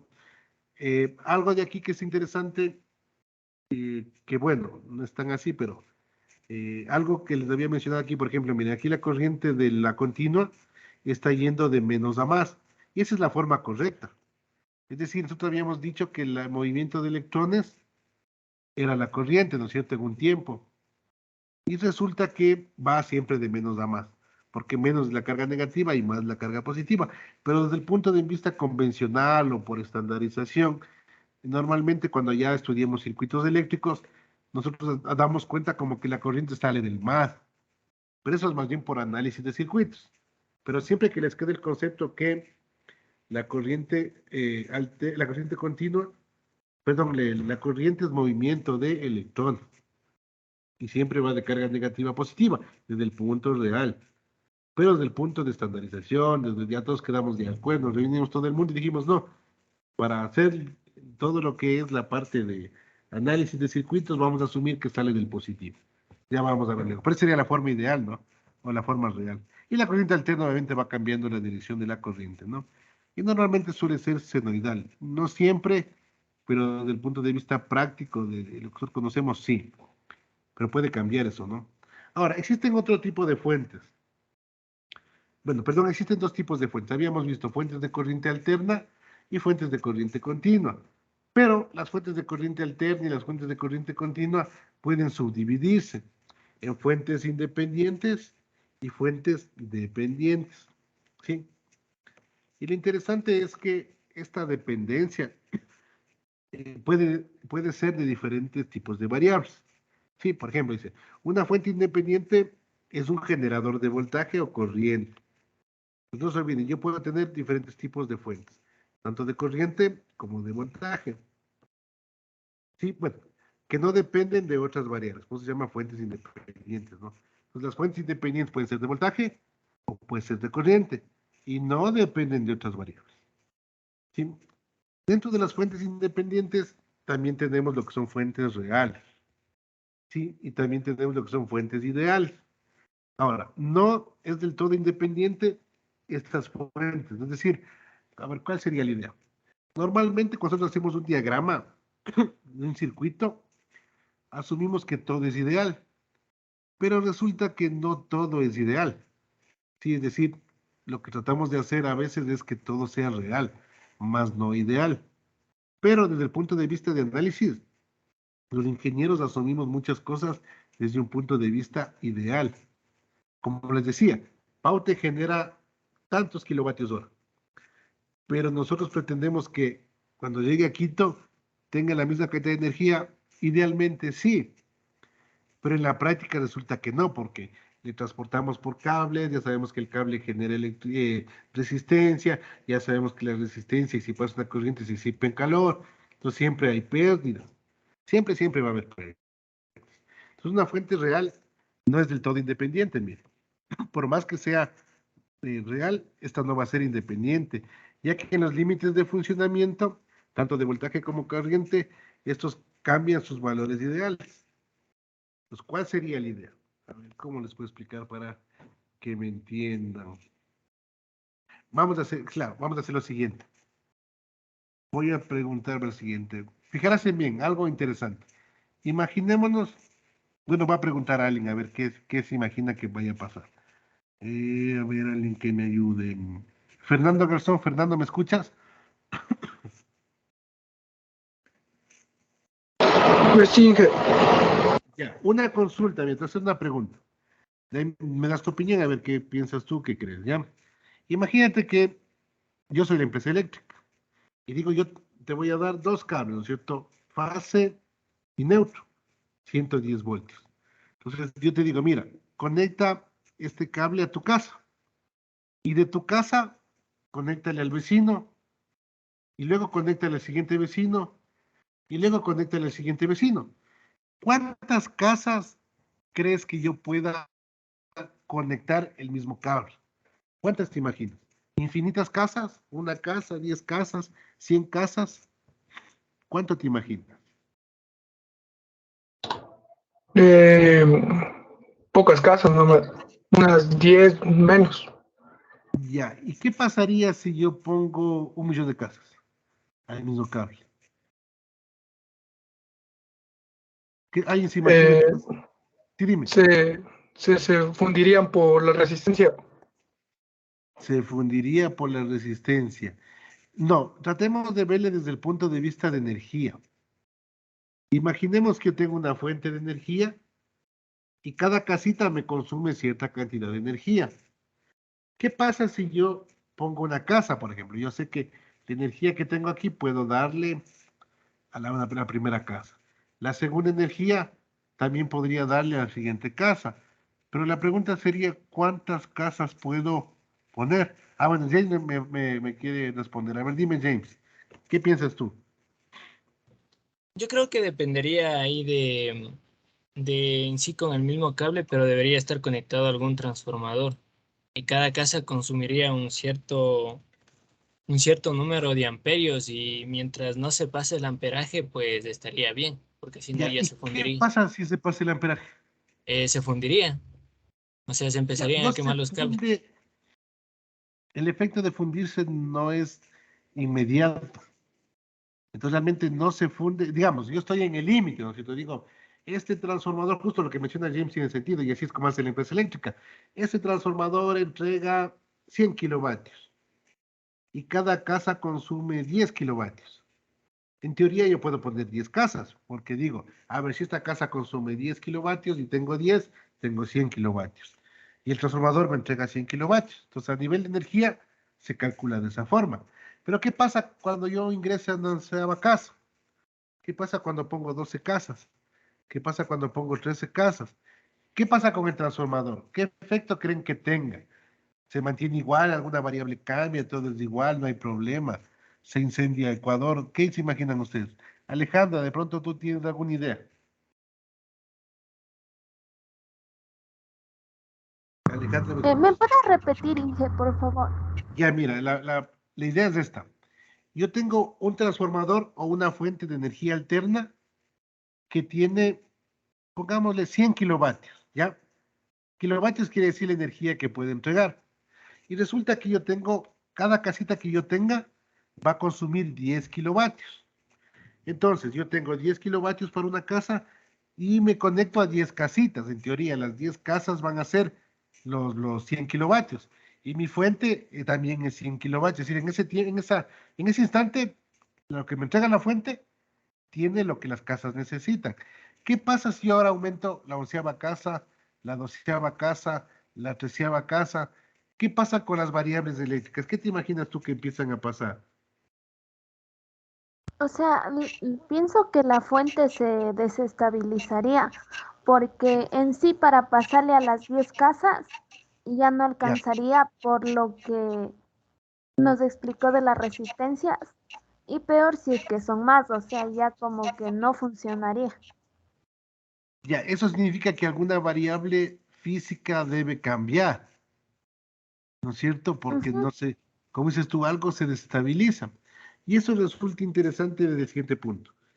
Cuando yo le exijo más a una fuente, esa fuente dice, mira, me estás pidiendo más energía. Y normalmente lo que hacen los dispositivos es tener un voltaje constante e irme pidiendo más corriente, más corriente, más corriente, más corriente. El voltaje normalmente debe ser constante. Si estábamos claros en eso, ¿no? Porque si, por ejemplo, en mi casa me dan 110 voltios, el vecino también tiene que tener 110 voltios. El otro vecino también tiene que tener 110 voltios.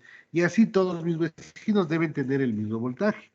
Estamos claros, el voltaje va a ser constante en las casitas, ¿no? Y el voltaje normalmente es constante siempre, en teoría. Pero cuando yo empiezo a poner más casas, más casas, más casas, más casas, le estoy exigiendo más energía a la fuente principal. ¿Qué creen que pase con el voltaje? ¿Alguien se imagina qué creen que pase con el voltaje? Disminuye. Disminuye. Sí, el Va a voltaje bajar. debe disminuir. Porque normalmente lo que las casitas hacen es pedirle más corriente, pedirle más corriente, pedirle más corriente. Sí, pero el voltaje tiene que tratar de ser constante. Pero va a llegar un punto en que para que se equilibren las potencias y para que se equilibren las energías, alguna variable debe cambiar. Si me piden más corriente, debe subir el voltaje para que la potencia se mantenga constante. Porque normalmente la potencia es la que se va a mantener constante. Si esto entrega 100 vatios y cada casita consume 10 vatios, en teoría eso es lo que consumen. Pero en el momento que yo le pongo otra casita, estoy diciendo, mira, necesito energía, dame corriente. Pero tú no le cambies el voltaje. Pues la fuente ya tiene un límite, dice, mira, ya no avanzo. Te doy más corriente, pero tengo que caer el voltaje. ¿Sí? Entonces, si ves que a veces hay una dependencia desde el punto de vista real, pero desde el punto de vista ideal, nosotros asumimos que el voltaje es constante y así pongo 1.000.000 de casas. Y eso no es cierto. Entonces, ahora, eso de pronto ustedes lo han notado, pero obviamente nunca han medido y no pueden reclamar. Pero como ahora tenemos el conocimiento y el conocimiento es poder, les va a pasar lo siguiente. Si alguien de ustedes vive muy lejos, digamos, del transformador, normalmente mientras más lejos vivan, los voltajes suelen ir disminuyendo. Y a veces pasa que no sé si ustedes se han dado cuenta, y esto sí lo han de, sí se han de haber dado cuenta. ¿Qué pasa cuando alguien de su familia se baña en la noche? ¿Alguien se ha dado cuenta? ¿Alguien, no sé si se ha fijado qué pasa cuando alguien en la familia se baña en la noche? ¿Alguien, no sé si a alguien le ha pasado, alguien se ha dado cuenta qué fenómeno ha pasado? Baja la intensidad, o sea, de las luces así. Exacto. Baja la intensidad de la luz. Eso quiere decir que le estoy dando menos voltaje. Por ejemplo, ahí ven un ejemplo de que el voltaje también puede variar. Entonces no siempre es ideal. Entonces, por eso hay fuentes, cuando uno habla de fuente independiente, dice, bueno, idealmente esta fuente tiene 100 voltios y entrega tantos amperios y no cambia nunca. Eso idealmente. En la práctica sabemos que no es así. Por eso sabemos que desde el punto de vista real siempre va a haber dependencia. Nunca es independiente. Sí, normalmente el voltaje va a depender de la carga. La carga es cuántas casitas tengo. Y cuando a ustedes les pasa, por ejemplo, si en la noche se bañan y por mala suerte viven, son la última casa del transformador, lo más seguro es que la intensidad lumínica de los focos disminuyan bastante, ¿no? Porque le están pidiendo más corriente para que se iguale, se iguale la potencia. ¿Se acuerdan que potencia el voltaje por corriente? Debe bajar el voltaje, pero sube la corriente. Pero el voltaje es lo que le da la luminosidad al foco. Entonces de ahí se pierde, ¿no? Entonces eso es un efecto de que no siempre existe independencia.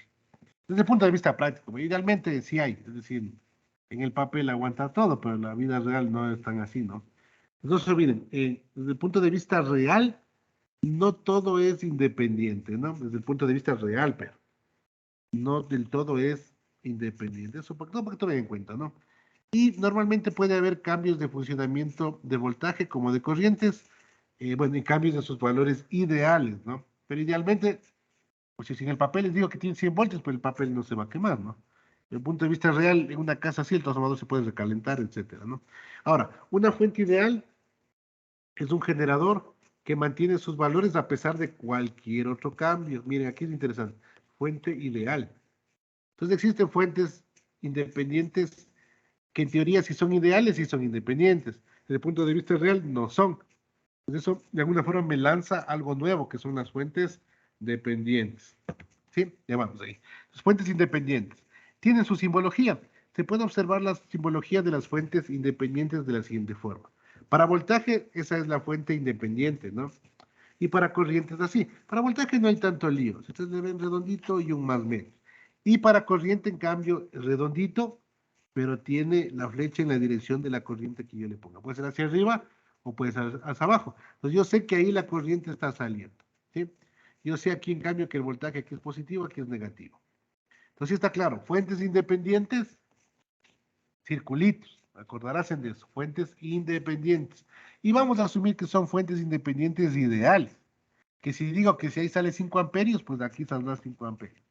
Si digo que aquí hay 10 voltios, pues de ahí habrá 10 voltios. Así yo ponga a Ecuador entero conectado ahí, me va a dar 10 voltios. Vamos a asumir que desde este punto de vista son ideales, ¿no? Por ahora. El caso ideal, se asume que los terminales de voltaje o corriente respectivamente son estables, no varían ante nada. Idealmente, ya vimos que en la práctica se pasa, ¿sí? Y peor aún, por ejemplo, si viven al lado de un maestro soldador. El maestro empieza a soldar y su televisión como que quiere prenderse y quiere apagarse. Entonces eso también es medio peligroso, ¿no? Porque él está consumiendo mucha corriente y hace que los niveles de voltaje se caigan.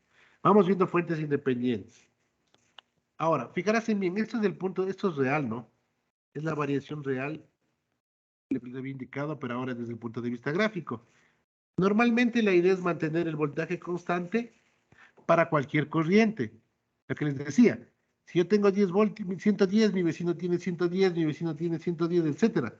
Pero ahora, cuando todos empiezan a ducharse, cuando todos, yo que sé, el vecino se conectó con el último radio que tiene, el otro vecino conectó el amplificador, el otro vecino hizo fiesta, empieza a pedir más corriente, hasta que constructivamente la fuente me dice, mira, yo no avanzo más. Eso es similar a los que alzan pesas, ¿no? 10 kilos, 20 kilos suben, 30 kilos suben, 40 kilos suben.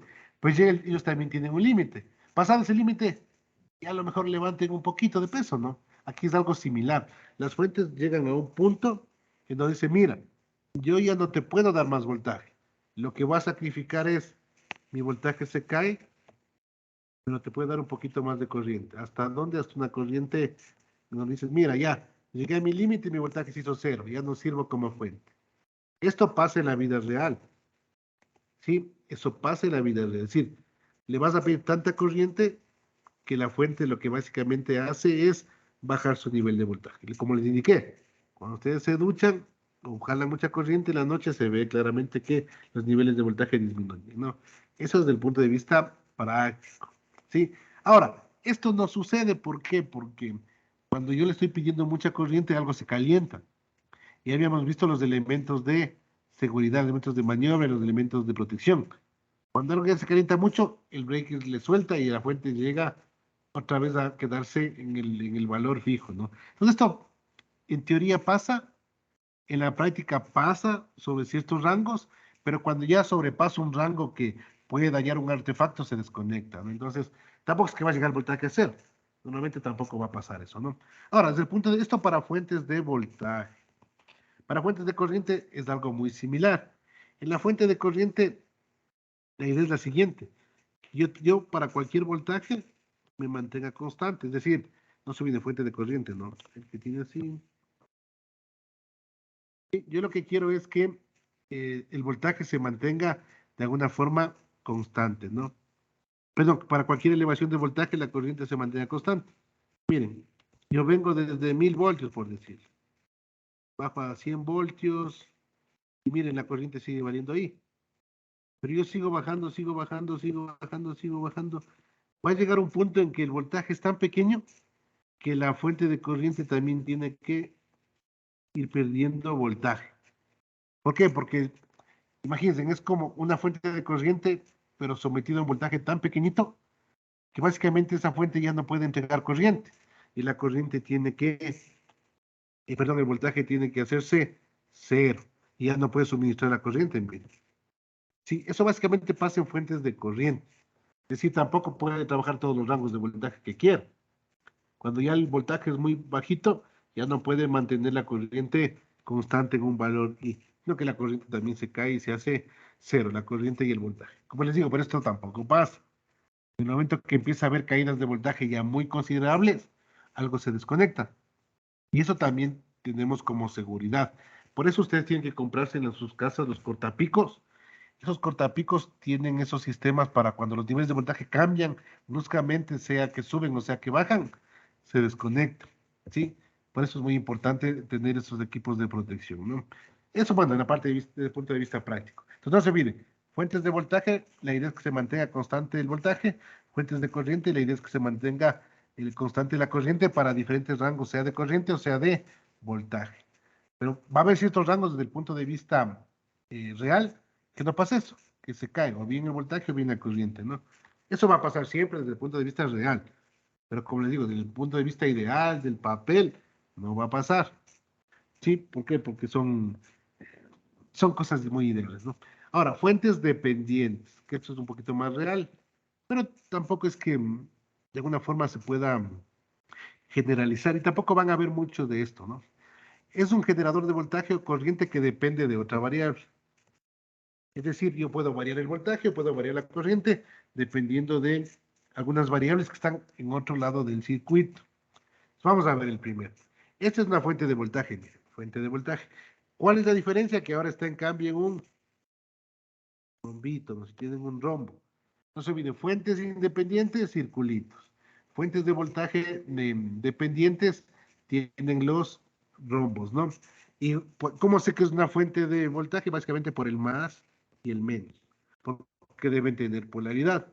Y aparte de eso, miren, la fuente en los terminales, es decir, el voltaje en los terminales depende de un voltaje que puede estar en otro lado y depende de un factor multiplicativo que puede amplificar o puede atenuar. Amplificar es que le haga el voltaje más grande o atenuar es que le haga un voltaje más pequeño. Existe una dependencia. Desde el punto de vista práctico, esto en los sistemas eléctricos no he visto mucho, pero sí he visto en la electrónica. En la electrónica sí suele haber algunas dependencias, pero no todo en electrónica. Yo que sé, quieren, por ejemplo, en algún tipo de sensor, yo que sé, los sensores que pueden medir vibraciones o los que pueden detectar choques, a veces los de esos elementos varían su corriente, dependiendo de la posición, por ejemplo. Entonces pueden variar su corriente o su voltaje dependiendo cómo estén inclinados, etcétera, por algún tipo de fenómeno, ¿no? O en otro tipo de circuito donde se haciendo otro tipo de aplicación, pero normalmente no hay, en la parte eléctrica no suele haber mucho esto, ¿no? Ahora, una fuente de corriente dependiente, miren, igual, un rombito, pero tiene la flecha. Puede ser la flecha para arriba o puede ser la flecha para abajo, tener en cuenta, ¿no? Va a depender de cómo esté ubicado el circuito. Y esa corriente de salida que está circulando por aquí depende de una corriente que puede estar en otro lado del circuito y depende de un número que amplifica o atenúa, ¿no? Por ejemplo, dice, la fuente de voltaje de la figura depende de un voltaje en X, es decir, de algún punto en X, multiplicado por la constante A, que puede atenuar o puede amplificar, ¿no? Solamente atenúan. Bueno, sí, atenúan o amplifican. Esto lo van a ver, bueno, si ustedes estudian lo que es electrónica de circuitos operacionales, esto lo ven, porque ahí se puede amplificar el voltaje dependiendo de la entrada. Cuando hay amplificador, en los amplificadores operacionales es muy común. También lo van a ver esto en los transistores. Los transistores son amplificadores de corriente y los transistores, ya cuando estudien más adelante, ¿no? Y los circuitos operacionales, los amplificadores operacionales, de cambio, son amplificadores de voltaje. Sí, entonces eso lo van a ver ya en la parte más electrónica, ¿no? Para algún tipo de diseño de algo, que lo van a ver más adelante. Ahora, esta parte de la dependencia, las fuentes dependientes pueden ser de voltaje o pueden ser de corriente. No se olviden, hay fuentes de voltaje dependientes, fuentes de corriente dependientes, pero pueden ser dependientes del voltaje o pueden ser dependientes de la corriente. Verán, esto es muy diferente. Ya de ahora adelante y ahí se van a dar cuenta. Por ejemplo, bueno, esto ya saben, ¿no? La fuente de voltaje depende de un voltaje. ¿Sí ven? Aquí tengo una fuente de corriente que depende de otra corriente. Pero no es la única combinación. Por ejemplo, esta es una fuente, miren. Esta es una fuente de voltaje, porque los terminales voy a diferenciar. Si ustedes cogieran un voltímetro, aquí tienen el voltaje. Pero esta fuente de voltaje depende del voltaje. Pero no necesariamente pasa eso. porque pueden tener fuentes de voltaje dependientes de corriente. Pero como es fuente de voltaje, es como un rombo y tiene más y menos. Pero depende de la corriente. Eso quiero que quede claro, ¿no? Entonces tenemos fuentes dependientes de voltaje y fuentes dependientes de corriente, ¿no? En las fuentes dependientes de voltaje pueden ser controladas por voltaje o pueden ser controladas por corriente. Entonces tenemos 4 combinaciones. Ahora vamos con las fuentes de corriente. Esta es una fuente de corriente que circula es I, pero depende de la corriente. Si ven ahí, depende de la corriente. Bueno, acá está, no depende de la corriente. Pero también tengo fuentes de corriente que depende de los voltajes. Sí, depende de algún voltaje en algún circuito. Es corriente controlada por voltaje. Sí, no sé si está clara esta idea. No se olviden, yo tengo fuentes controladas de corriente y fuentes controladas de voltaje. Pero el voltaje y la corriente puede ser controlado otra vez por corriente o por voltaje, aunque parezca redundante, ¿no? Pero así funciona. Sí, entonces eso hay que tener bastante cuidado. Cuando ustedes vean el símbolo del rombo, es dependiente. Cuando le vean la flechita, es corriente. Cuando le vean polaridad, el más menos es voltaje. Pero a su vez tienen que ver la ecuación, si depende de un voltaje o depende de una corriente. ¿Sí? Por ejemplo, el siguiente circuito ya lo van a ver ahí. Aquí, por ejemplo, lo ven. El que esté en azul, miren, el que esté en azul aquí, como sé que es circular y como sé que tiene polaridad, una fuente de voltaje independiente. ¿Sí? Clarísimo. Acá vamos acá, miren acá. Como es circular y tiene una flechita, y ahí pongo la dirección, miren. Y de paso me dice, es una fuente independiente de corriente de 1 miliamperio. Acá en cambio me dice fuente de corriente de 4 voltios. Sí lo vemos ahí, ¿no? Pero fíjense en el de acá. En vamos a- no, en el de aquí. En el de aquí, no en el subraya aquí, en el de aquí. Fijarse bien, esa es una fuente de corriente, ¿no? Sí, controlada por voltaje, pues ahí VR1. Le voy a borrar para que le vean ya. Ya, fijarse bien ahí, para que quede claro, ¿no? Este elementito de aquí, yo de entrada sé que es una fuente controlada, porque tiene el rombo. Como le veo aquí una flechita, yo sé que es controlada, es una fuente de corriente, ¿sí? Una fuente dependiente de corriente. Lo que no sé es si es controlada por voltaje o controlada por corriente, pero me dan una ecuación, me dice que es menos 2 miliamperios BR1. Es decir, que es una fuente controlada, es una fuente de corriente controlada por voltaje. ¿Dónde está ese voltaje? Acá, miren. Y con polaridad, más menos BR1, menos, ¿sí? Entonces, dependiendo qué voltaje tenga esa resistencia, aquí voy a tener una corriente I2, ¿sí? Para que quede claro la parte de la dependencia, ¿no? Entonces, para que le vean esto, sí varía bastante, hay que tener bastante cuidado. Ya cuando hagamos ejercicios, ahí nos vamos a dar cuenta, ¿no? Sí, ahí nos vamos a dar cuenta de esto, de la dependencia, de voltaje, de corriente. Entonces hay que tener bastante cuidado, ¿no? Más solo al inicio porque sí se complica, no sé. Lo que sí es fácil de ver es cuando son círculos, son independientes, no dependen de nada. Cuando son rombos, son dependientes. Pueden ser de corriente o de voltaje, ¿no? Dependiendo si hay flechita o hay polaridad. Pero lo que suele confundir a veces es controlada por corriente, es controlada por voltaje, ¿dónde está el voltaje? ¿En cuál corriente? Y a veces despejar las ecuaciones se vuelve un poquito complicado. Pero bueno, haciendo ejercicios le van a entender mucho más fácil, ¿no? Entender un poquito más fácil. Ahora, como ya había mencionado, no siempre todos los circuitos son ideales, también son reales, ¿no? Entonces existen fuentes reales. La fuente ideal que nosotros podemos asumir es de esa forma. Simplemente es una fuente real, es un voltaje, ¿sí? Que va a tener una resistencia, ya desde el punto de vista real. Aquí va a haber unas pérdidas, ¿no? ¿Sí? En la parte de la resistencia. ¿Sí? Entonces tendrán bastante en cuenta. Entonces, ¿cuál es la idea? La idea es la siguiente. Idealmente, desde el punto de vista, como les digo, ideal, que no siempre pasa, nosotros asumimos que el voltaje en una fuente de voltaje es constante. Así yo le ponga carga, ¿sí? Siempre va a asumir que es constante, pero desde el punto de vista real, no. Desde el punto de vista real, cualquier fuente va a tener una pérdida, por algo va a perder energía, porque tiene conectado cables, porque se pueden calentar, porque hay un efecto magnético que calienta materiales, porque al pasar la corriente por los cables genera una pérdida de disipación de calor, que normalmente es disipación de calor. Normalmente las pérdidas están relacionadas a la disipación de calor.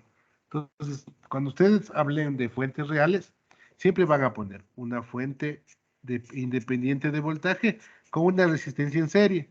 Resistencia en serie. Y a este se le llama generador de voltaje. Y es un generador de voltaje real.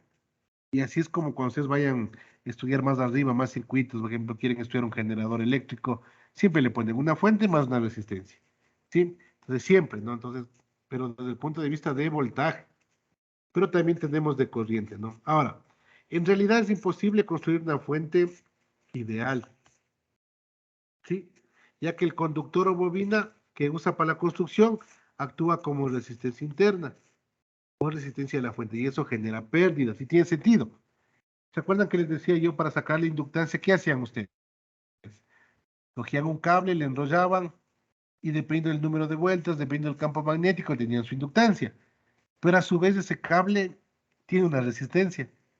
Ustedes le ven, o sea, nunca les dije eso, pero el cable está hecho de cobre, el cobre tiene una resistividad a cierta temperatura, tiene tanta distancia, tiene tal área, tiene una resistencia. Y esa resistencia puede ser disipada en calor, donde existe una pérdida, ¿no? Entonces, constructivamente no existen fuentes ideales. Desde el punto de vista de análisis existen fuentes ideales, pero ya cuando queremos hacer un estudio ya real, con pérdidas y todo, necesitamos trabajar con fuentes reales. Entonces, cuando les diga, miren, es una fuente real y le pongo una resistencia en serie es porque es una fuente real, ¿no? Caso contrario es una ideal. Ahora, desde el punto de vista de la resistencia, está asociado a las pérdidas, no el voltaje. Cuando hablamos de fuentes reales es porque existe un voltaje de pérdida, una potencia de pérdida que está asociada a la resistencia, ¿no? Cuando ustedes vean resistencia, normalmente es disipación de energía, o limitación, o lo que hemos estudiado inicialmente, ¿no?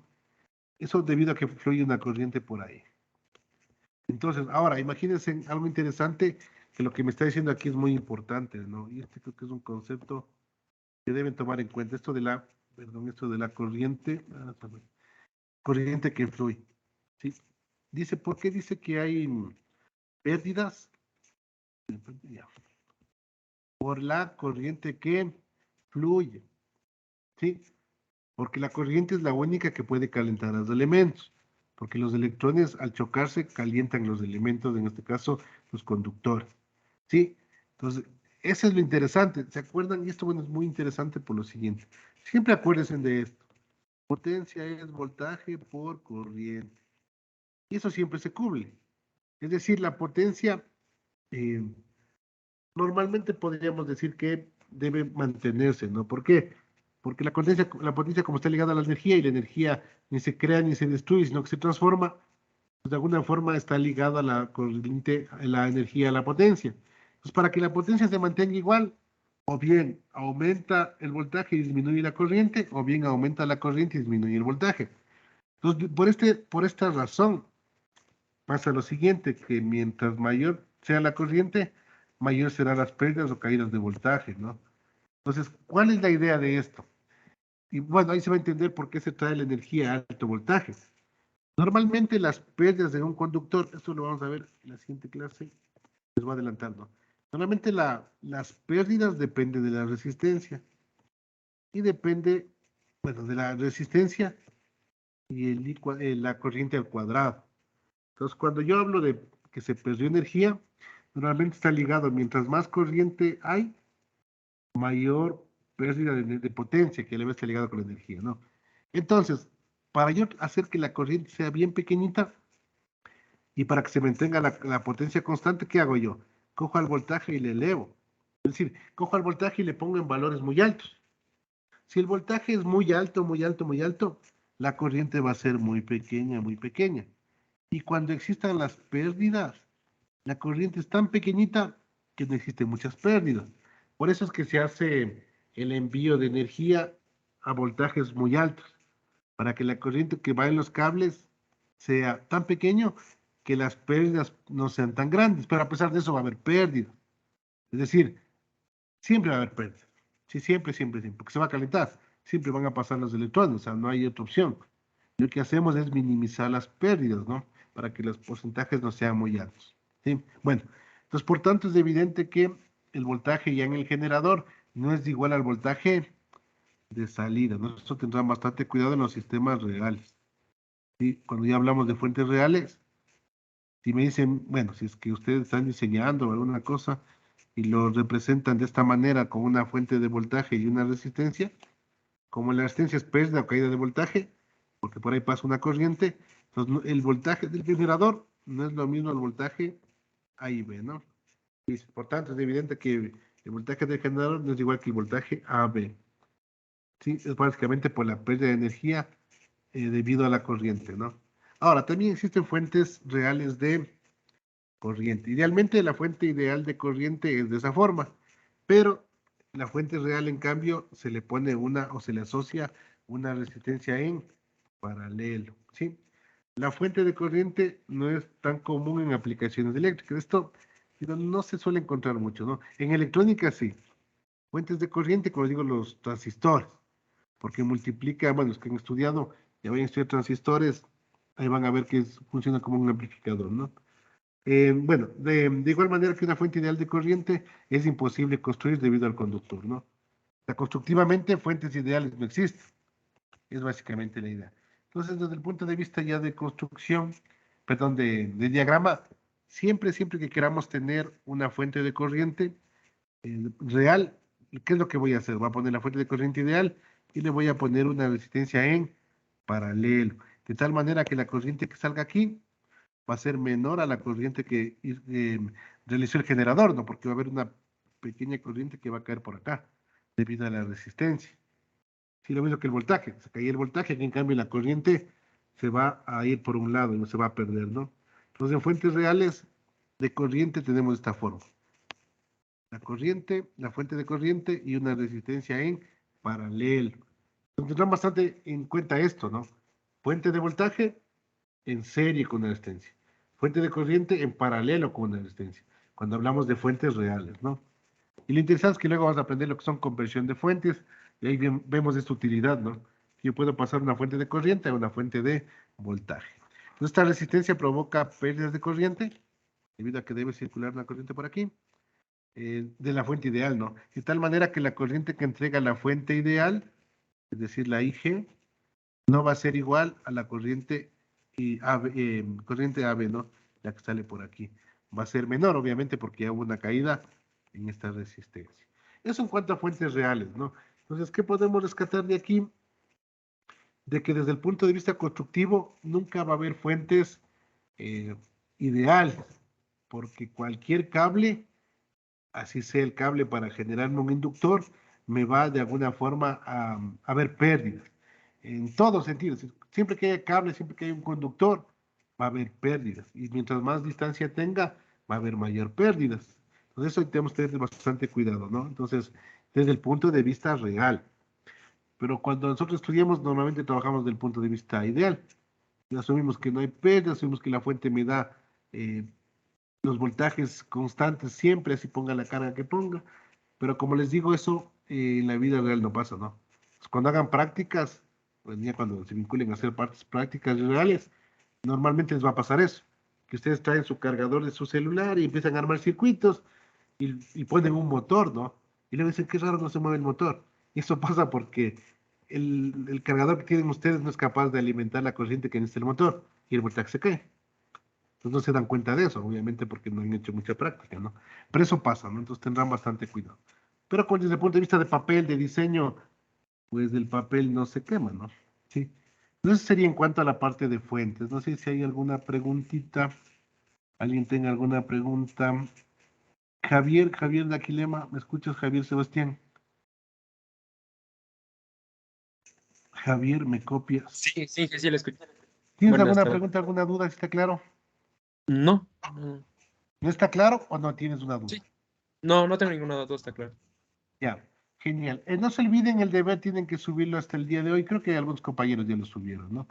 Quedaríamos hasta ahí. Bueno, ya me fui un poquito antes, más todo, porque es un poquito mal la garganta. Y ya, pues, ya terminamos esto, ¿no? En la siguiente clase vamos a avanzar ya con un poco más de relación en el sentido de, vamos a hacer un poquito de cálculos, unos ejercicios para que vayamos viendo y manipulando las ecuaciones, ¿no? Y ya luego entramos a la ley de Kirchhoff, y ahí va a ser un poco más entretenido porque ahí vamos a hacer cálculos, vamos a poner fuentes dependientes, independientes, inductores, capacitores, y vamos a empezar a tratar de calcular muchos valores de voltajes, corrientes, potencias, de energías, ¿no? Entonces nos vemos la siguiente clase, que pasen bien, que tengan una linda tarde, noche, ¿no? Y no se olviden de enviarme el deber hasta el día de hoy. Que pasen bien, hasta luego. Hasta